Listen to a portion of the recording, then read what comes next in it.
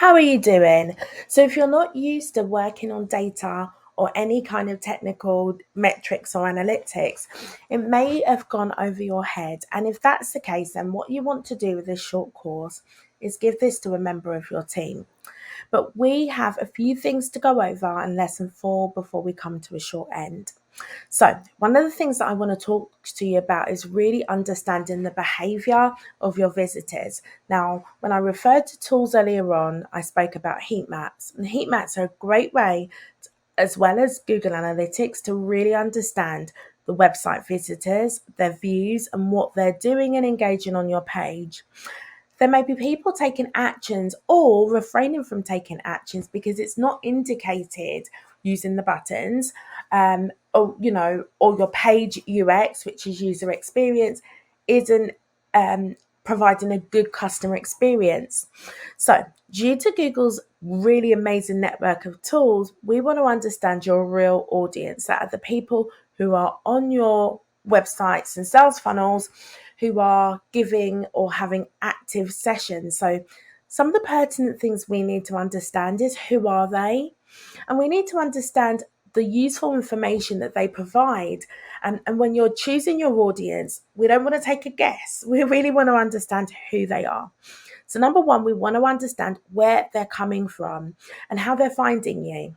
So, that's one of the most important things you need to understand. And this data we can find in Google Analytics.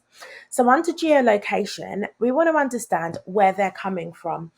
In some instances, it will be really helpful for you to understand things like their demographics, their purchasing and behavior, their interests, their age. And obviously, we want to take into account GDPR and all of that kind of information, or that data that is sensitive to them. But certainly, we want to look at geolocation to understand other things like devices. With all of the changes happening around the different social platforms, we want to understand the things that we're allowed to do, the retargeting that we're able to take from the platforms that we're advertising on. And the really great thing is just understanding their personalities so that we can create product, services, and information and content so that they're likely to convert, engage, and work their way through that. So, what do they do on your site? We want to understand the menu is really converting, and if it isn't, we can go ahead and optimize. But we want to determine the kind of content that people need in order to convert so we can make a sale. So, we want to understand what they're reading, what they're viewing. Are they able to understand the experience of the next steps that you're indicating or your call to actions? We really also want to understand is, do they have any additional needs? Are there any accessibility needs? Then we want to really analyze what they actually want. So, are they interacting with your content, or are you just coming up with ideas that may not be useful for them? So, you can do things like survey, you can double check who's going through the blog post. It's really pertinent that you understand what they're going through. Are they watching? Are they sharing? So important to understand their conversion paths. Then, what kind of content and info are they commenting on?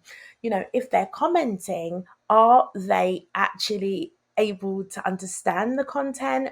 Are they taking the actions that you have asked them to? It's really important that we understand this. Are there any negative comments? Are there any positive comments? Are there any reviews? And have you asked them if you can use that information and reshare it? So it's important that you understand that. And all of these things can help you to improve your website, improve your customer experience, and then perform things like A/B testing. So, A/B testing is essentially having variations of a page that is working. You may want to add this variation in particular locations. If you want to go even deeper into diversity and inclusivity, there may be certain things and pages and images and things that work in particular regions and locations. So these are pertinent things that you want to take into consideration. Then ultimately, we want to understand, are we achieving ROI?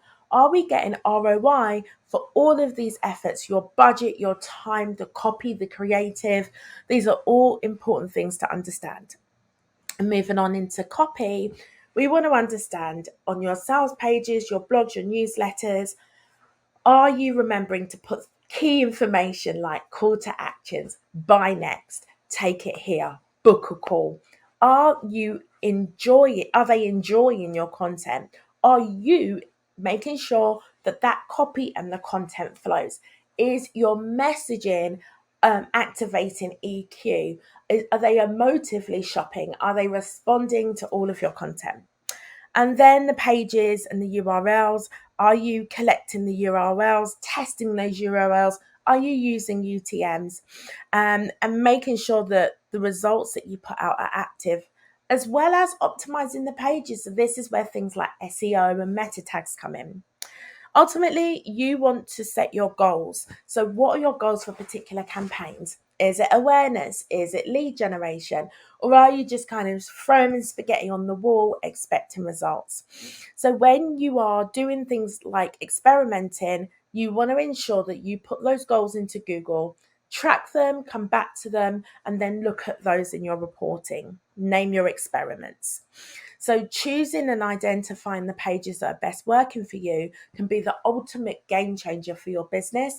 You can have pages that are bringing in your monthly, yearly, salary or sales. And they're therefore you want to really create a framework from those kind of pages and that kind of content, particularly if it's performing well. But do remember that just because something's worked well, I've had clients who have had, $1 million campaigns, and a simple change in the market can ultimately obliterate those results. So you want to set precedents and the best, put your best possible foot forward.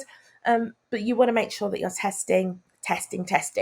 So QA testing is ultimately making sure that you're running through all of the variants and the things that could go well, could have worked better, and providing yourself with a lessons learned so you've got a framework moving forward for your next campaigns. And then when it comes to conversion, which is quite frankly one of the most important parts, is making sure that it's just imperative that you understand what is converting. This can be the difference between you making sales, exhausting your budget, losing money, losing time, and team members not being happy. So that's it for lesson 4. Any questions, do come back to me. And if I were you, I'd start making sure that you go back to your brainstorm list and have a bit of a brainstorm around the key objectives and action items that you need to take forward so you are getting the best possible success from your data.